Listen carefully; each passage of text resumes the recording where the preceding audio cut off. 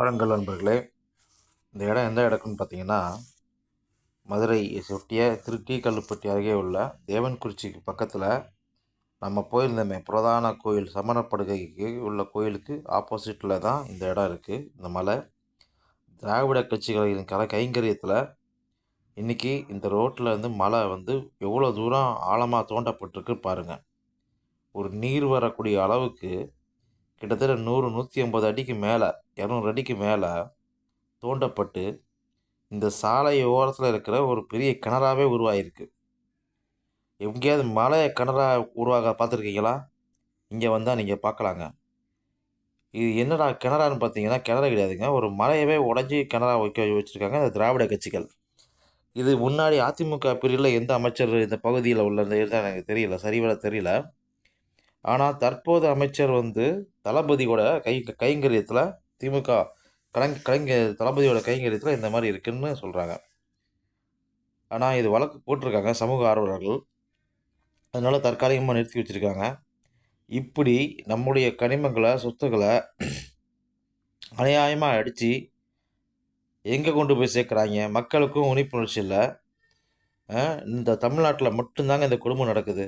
கனிமங்களை சூறையாடுறது, கல்லை திருடுறது, மண்ணை திருடுறது, இல்லை ரோட்டில் இருக்கிற இதை சொத்துக்களை அபகரிக்கிறது. இந்த வேலையை பூரா திருட்டு கட்சிகள் பண்ணிக்கிட்டு இருக்கு. திராவிட கட்சிகள் பண்ணிக்கிட்டு இருக்கு. மக்கள் யாருக்கும் எந்த உணர்வுமே இல்லாமல் இருக்கிறாங்க. தமிழன் போகிற பார்த்தா ஹிந்திக்காரன் உள்ளே வந்துட்டான். எல்லா நேரம் உள்ளே வந்து இன்றைக்கி உணர்வே இல்லாமல் இருக்காத ஒரு சமூகம் எதுனா தமிழ் சமூகமாக தான் இருக்கும்னு நான் நினைக்கிறேன். ஏன்னா இவ்வளோ தூரம் திருடி இருக்கான். இதை வந்து யாராக தட்டி கேட்டிருக்காங்களா பார்த்தீங்களா?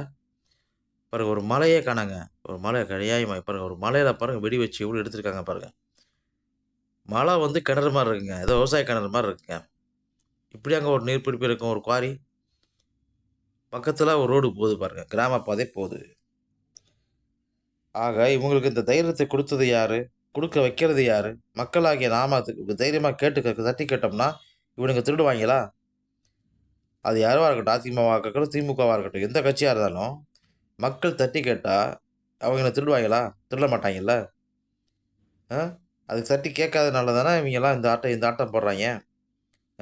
அரசாங்க ஊழியர்களும் இதுக்கு உடந்த. அரசு ஊழியர் எப்படி டெண்டர் கொடுக்குறான்? இவ்வளோ தூரம் எடுக்கும்போது எதுக்கு இந்த தண்ணி வர வரைக்கும் அடிச்சிருக்கான்னா, இந்த பாருங்கள் கிணறு மாதிரி இருக்குங்க. ஒரு பெரிய கிணறு மாதிரி இருக்குது. அழகாக ஒரு மலை, எவ்வளோ பெரிய மலையை எப்படி இது சுரண்டி எவ்வளோ உயரத்தில் உயர்ந்தது நமக்கு தெரியாது. கீழே ஆழப்படுத்திருக்காங்க பாருங்கள். அதுதாங்க கொடுமை. நில மட்டத்துக்கு எடுத்திருந்தா கூட ஏதோ சரி எடுத்துட்டாங்கன்னு சொல்லி போடலாம். ஆனால் ஆழப்படுத்தி 200 அடி 500 அடிக்கு 1500 அடிக்கு மேலே கீழே போட்டு மலையோட உயரம் எவ்வளோ இருக்கும்? 1500 அடி, 2000 அடி, 3000 அடி இருக்கும்.